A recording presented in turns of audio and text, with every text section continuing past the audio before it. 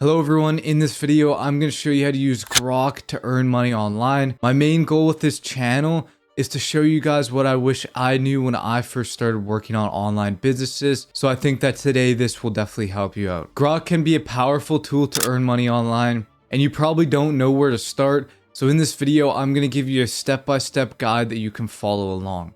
Here's a quick disclaimer on screen. Now let's jump into some of the very first steps of this video. Firstly, we need to know why is Grok so much better than other AIs such as ChatGPT or DeepSeek for what we're going to be doing today. So the reason why Grok is so much better than these other AIs is because it uses the platform X, or formerly known as Twitter, to get current and up-to-date information on its AI 24/7. So it's always being fed a consistent, up-to-date data from X all the time, so it's always going to have the latest trends and information for you, which is pretty crazy when we think about it. This gives us a massive opportunity to use Grok to pick up the latest trends that are occurring on X, and we can use that to create content around trending topics for YouTube, Instagram, and TikTok content. Since we live in a attention economy, we can earn money using this strategy. For this video, I'm going to demonstrate how you can use YouTube to create your own channel, your own content, and even your own thumbnails for completely free and as a complete beginner with the help of AI. For the first step, we're going to go to Grok, and I'm going to do this by going to grok.com. If you've never used Grok before, you can sign up. It's very similar to ChatGPT. Once you reach this page, I'm going to ask Grok to give me 20 or 30 different YouTube channel niches. Here is the 30 different YouTube channel niches that it came up with for us. A lot of these niches I can see here on screen would not work for what we're doing, since they don't really have an audience for current news information. For example, for cooking recipes, there's probably not a lot of people who are interested in the latest cooking recipes. But if we took a niche like, for example, movie analysis, if you focused on the latest and most popular movies, you could definitely succeed in that niche. So we want to narrow it down specifically to niches that require current information and that you could get a lot of viewers from current drama and issues that are going on. For example, F1 news down here is perfect for what we're doing, since it's related to current news that's going on related to Formula 1. So I'm going to use that niche in this video, for example. If none of the niches that it has came up with are working for you, what you can do is just change up the prompt a little bit to say, give me 30 different current, timely related niches that need current information for videos to do well on YouTube, and then it will maybe give you some better ideas. For this next step, we're going to go to youtube.com to search up for competitors in our niche. There's a few reasons why we need to do this. The first reason is that it tells us if this is actually a viable niche for us. By looking up our niche on YouTube, we're able to see if there is actually an audience for the videos that we want to create.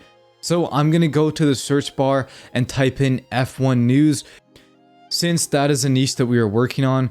As we can see here, there is a video right away that has 15,000 views that was made only 7 hours ago. On this channel right here, we can see that he's getting a lot of views. This video here made only 1 day ago has over 50,000 views. This video has over 80,000 views, etc. So it's definitely a niche that people are interested in. On his channel statistics here, we can see that he's getting over 2.3 million views a month. So once again, these are all great signs that his channel is working and that this niche could be successfully replicated. Here's another channel that's called Formula Today. This video here has over 100,000 views and it was made only 1 day ago, and he has over 1.3 million monthly views. Now we can see that there's definitely an audience for this niche, since both of these channels are getting millions of views per month. Now we're going to find a video idea. We're going to do this by looking at this channel's content and taking one of its ideas. I know what you're thinking, copying YouTube videos is not a good idea, but that's not what we're going to be doing. We're going to be making a spin-off on their video by changing the content a little bit, using AI to give us some suggestions. I'm going to look here for particularly videos that are performing really well. We can see this video on the left here only has 15,000 views, yet this video on the right beside it that was made a day ago has over 100,000. So this is an idea that's performing well. So I'm going to go and click on this video. Now I'm going to grab this title, We can see that it's about a F1 driver and his simulator data being revealed. I'm going to copy this title, and now I'm going to go back to grok.com. Once again, we're going to be using Grok to help us out. I'm going to say to Grok, I want to come up with an F1 script for a YouTube video on my F1 news channel. Now here's the important part. I'm going to say some recent news that is doing well is, and then I'm going to paste in this title for this video. And I'm going to ask it to make a 8 to 10 minute video spin-off script of a similar topic using recent 2025 news. I will also list this prompt in the top spot in the description. That way you can copy it into Grok directly as well. As we can see on screen, it's coming up with an 8 to 10 minute YouTube video script for us. This is really where Grok comes into key in this video. It's pulling the latest information that's being said on X, and it's using this to update itself. We can see that it's taken information from 5 different posts to make our script. That way it has the latest and up-to-date information without us having to spend hours researching or doing any kind of research at all or script making. So we're going to make a change to this script. We can see that it says welcome back to your channel name. I'm going to say to change your channel name to Daily Dose of F1 News, which is going to be our channel's actual real YouTube name. Now our introduction is properly ready for us to take this script and use it for a video. Now I'm going to select this whole script, and then I'm going to right click and copy it. For this next step, we are going to use InVideo AI. If you haven't heard of this software before, it's an AI software that can create YouTube videos for you using AI. To use InVideo AI, we have to go to their webpage here. And as we can see, it creates videos for us, and it has all of these examples of what it can do. We can click on this Create Now button, and it's going to take us to this page. You might need to sign up for an account as well. Eventually, you'll reach this page here where we can create a video. Make sure that in the top left corner here, it's on version 3.0, because using the newest version will result in the best video. Next, we can go down to the bottom right here where it says use my script. So we can create a video for YouTube using exactly this script. I'm going to paste in our script that Grok made for us. And now we can change some different settings on our script here. We can choose to use only stock media. We can use any voice for the narrator. I'm going to choose a male voice, and there's all different kinds of options here. It really depends on personal preference. I'm going to do a clear American voice for our narrator. There's other options here as well for things like background music and stock preferences. Once you've tweaked the settings to your liking, we can click on continue. InVideo is going to analyze our script, and normally this takes about 20 to 30 seconds. We can change a few different options here.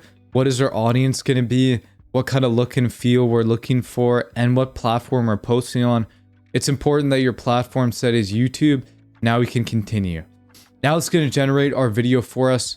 This might take a few minutes, and you can click on notify when ready if you want to be notified when it's going to be complete. Here's what it came up with. In the top left corner, we can see there is stock footage watermarks, and there's going to be watermarks all over this video. Don't worry, I have a free way to get rid of these watermarks that doesn't cost anything, and I'm going to show you how to do it. We can download our footage using the bottom right corner here, and there's a few reasons why I would not recommend this. Once we open this footage, we can see that the watermarks now move to the middle of the screen, which unfortunately makes it really difficult to get rid of the watermark, and it's pretty much impossible to crop it out or do any kind of editing to get rid of the watermarks when it's in the middle of the screen. So, to avoid this, we are actually not going to download the video.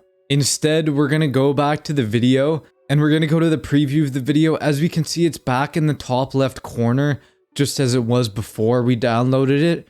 So now we can crop out this watermark a lot easier to get rid of any watermarks that are in our video.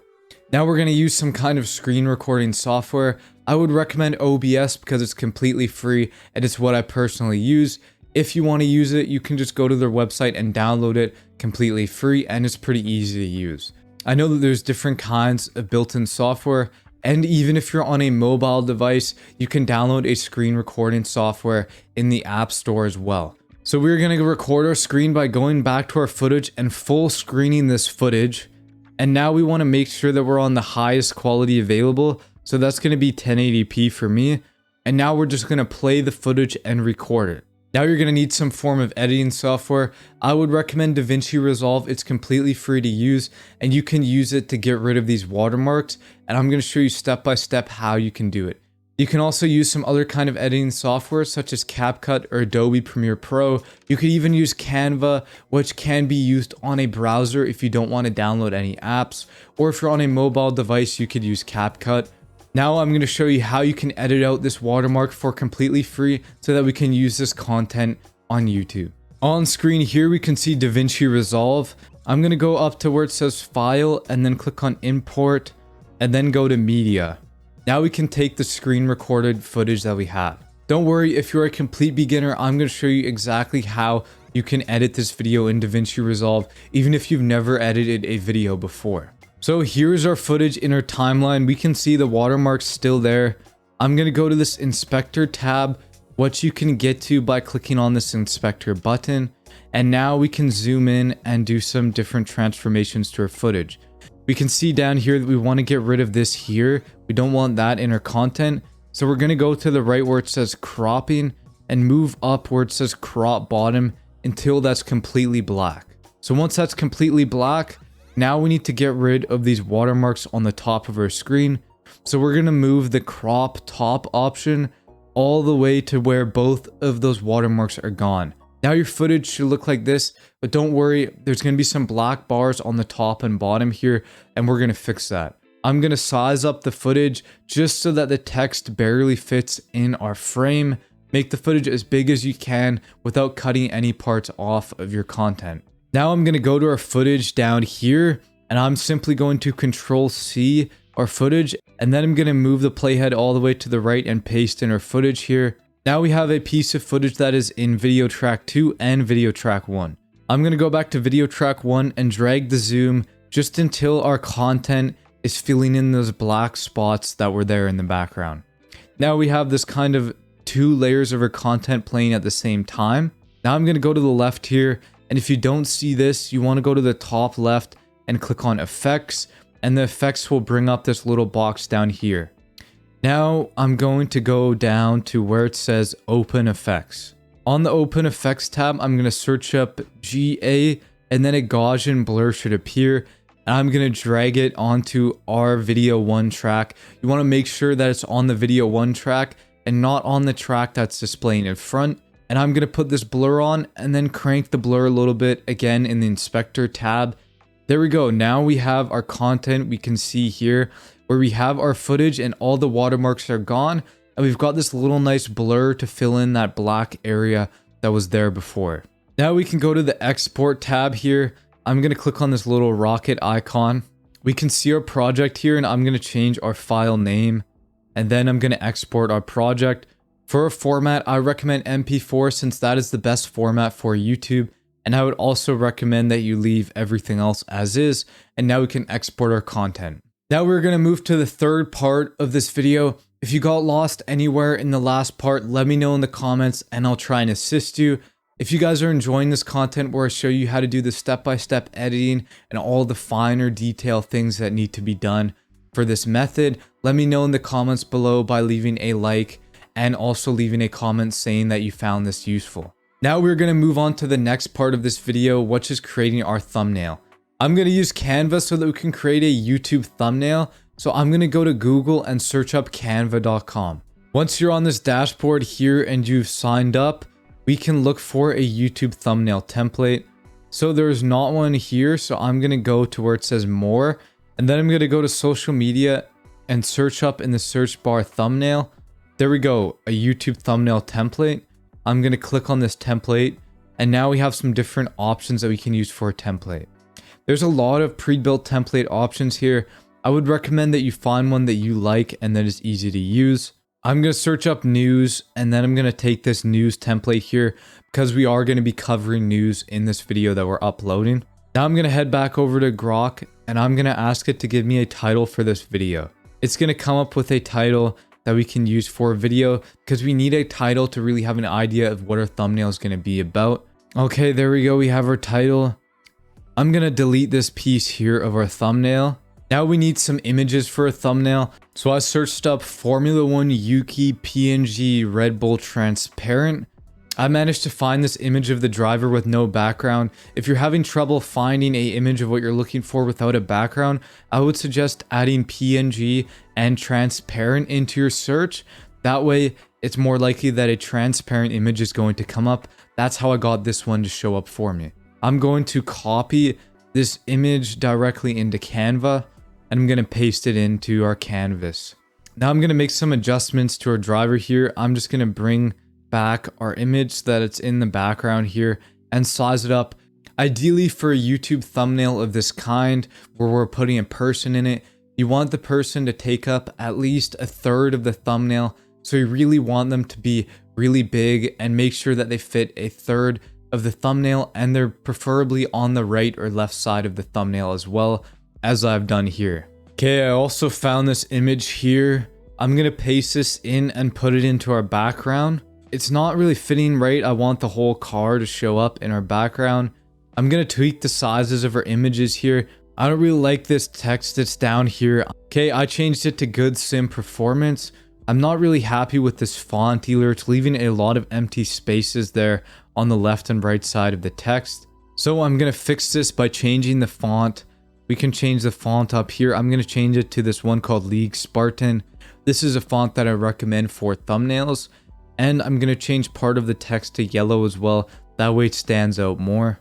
There we go. Now we have our thumbnail. I'm gonna go to the top right and click on share and then download our thumbnail image. While we're on Canva, I'm gonna make a profile picture as well.